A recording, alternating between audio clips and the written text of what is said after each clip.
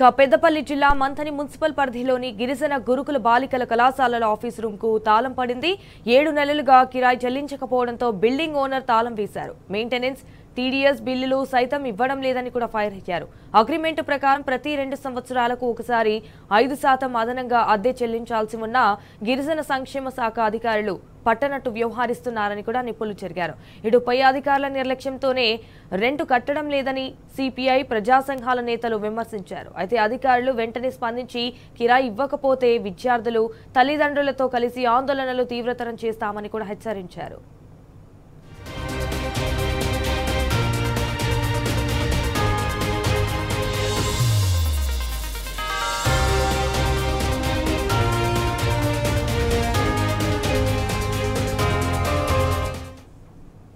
పెంచాలి, ఒకసారి పెంచిండ్రు, అది కూడా 2 ఏళ్ళు వచ్చినాక మళ్ళీ దాన్ని ఆపుతాను. సెక్షన్ల పైసలు ఇవ్వండి, ఈ పెంచిన పైసలు ఆపుడు. ఆర్సీ లెటర్ ఇవ్వంటే నాకు తీర్చలేదు అంటాడు. 5 సంవత్సరాల నుంచి తీరకుంటే ఆయన ఏం పని చేస్తాడో నాకు అర్థమవుతుంది. మెయింటెనెన్స్ 10% అంటాను. ఇగో ఇట్లా గుర్తు లోపలికి వెళ్ళిపోతాను. స్విచ్లు పోతే నేను వేపిస్తా. బోర్డులు కాడ నుంచి 3 సార్లు వేయించిన. వాటి కొరకు 10% ఆపుతారు. వాళ్ళు ఇష్టం ఏదైనా అడిగితే మాకు తెలియదు, మాకు జిమ్మదారు కాదు.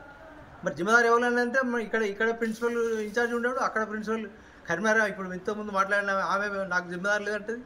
ఇంకన్నా ఆయన మీటింగ్లో అంటాడు, మాకు ఈ అవస్థ వద్దు, ఈ కత్తద్దు, లెటర్ ఇయర్ అయినాక కాల్ చేస్తామని లెటర్ ఇవ్వాలి, ప్లస్ నాకు వచ్చే పైసలు కూడా ఆనాటికి కంప్లీట్ చేయాలి. వీళ్ళకి అడ్వాన్స్ లేదు, 8 నెలల దాకా కిరాయి రాదు. నాకు కాల్ చేయమంటే కాల్ చేయరు, కాల్ చేయమంటే మాకు ముందు నోటీస్ ప్రతి సంవత్సరం కాల్ చేయనని చెప్తున్నా.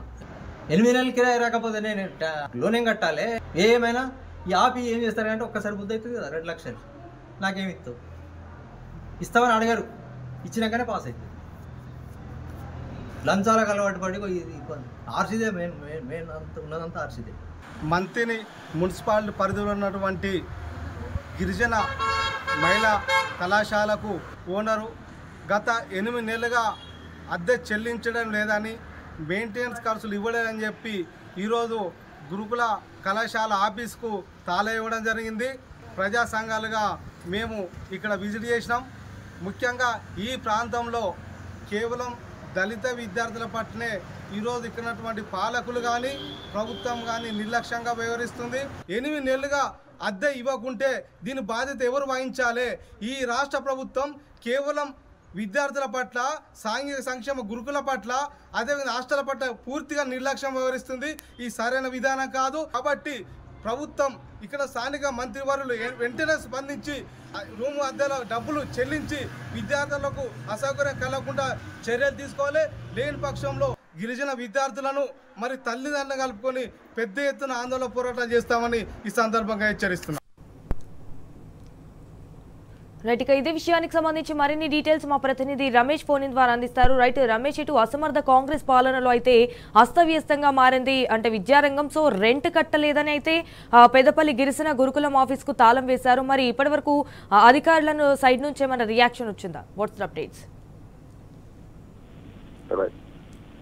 ఏదైతే ఇప్పుడు ఈ రోజు నిన్న జరిగినటువంటి సంఘటన పెద్దపల్లి జిల్లా మంథిలో ఉన్నటువంటి గిరిజన సంక్షేమ బాలికల కళాశాలకు నిన్న భవన యజమాని అయితే అద్దె చెల్లించడం లేదు, గత 8 నెలల నుండి కూడా అద్దె చెల్లించడం లేదంటూ కూడా ఆయన ఆవేదనతోటి కూడా తాళం వేయడం జరిగింది. అయితే ఆయన ముఖ్య ఉద్దేశం కూడా విద్యార్థులను ఇబ్బంది పెట్టాలనేటువంటి ఉద్దేశం కూడా కాదు, కానీ నాకు రావాల్సినటువంటి బిల్లులు 7 నెలల నుండి కూడా రావడం లేదు, నేను ఏ విధంగా బతకాలి, నాకు ఎందుకు ఇలాంటి అగ్రిమెంట్ చేశారు, ఒకవేళ కనుక బిల్లులు చెల్లించే పరిస్థితిలో కనుక ప్రభుత్వం లేకపోతే కనుక మరొక భవనాన్ని చూసుకోవాలి, అంతేకాని నన్నెందుకు ఇబ్బంది పెడుతున్నారు, నాకు రావాల్సినటువంటి పెంచాల్సినటువంటి ఈ పర్సంటేజ్ కూడా పెంచలేదు, దాని గురించి కావాల్సినటువంటి లెటర్ ఇవ్వమంటే అధికారులు ఇవ్వట్లేదు, సంక్షేమ శాఖ అధికారులు పట్టించుకోవడం లేదు, అంతేకాకుండా ముఖ్యంగా ఆర్సీ కూడా దీనిపైన కూడా పూర్తిగా నిర్లక్ష్యంగా వ్యవహరిస్తున్నారు, తనని లంచాలు అడుగుతున్నారు అంటూ కూడా ఆయన తీవ్రంగా ఆరోపించడం జరిగింది. తన ఉద్దేశం కూడా బాలికలకు విద్యకు కూడా ఎలాంటి ఇబ్బంది కాకూడదు, కానీ తన పరిస్థితి దృష్టిలో కూడా తాళం వేయక తప్పలే అంటూ కూడా ఆయన బాధను అయితే వ్యక్తం చేయడం జరిగింది. ముఖ్యంగా ఇటు ప్రభుత్వానికి అంటే ఇటు ప్రజాప్రతినిధులకు అధికారులకైతే ఒక సమన్వయ లోపం అనేది స్పష్టంగా కనిపిస్తుంది. ఎందుకంటే ఇప్పుడు మంథిలో కూడా అంటే మంథిని అంటే కూడా దుద్దిల శ్రీధర్ బాబు ఇలా ఒక సాక్షాత్తు ఐటీ శాఖ మంత్రి ఇట్లా విచ్చలవిడిగా వ్యవహరించిన పట్ల కూడా ఇప్పుడు స్థానికంగా అయితే కొంత ఆ చర్చ అయితే మారుతుంది. ఎందుకంటే ఒక మంత్రి ఇలాకాలో ఉన్నటువంటి ఒక భవనకు సంబంధించిన ఒక విద్యా కళాశాలకు సంబంధించినటువంటి అద్దె విషయంలో ఈ విధంగా అధికారులు ఏ విధంగా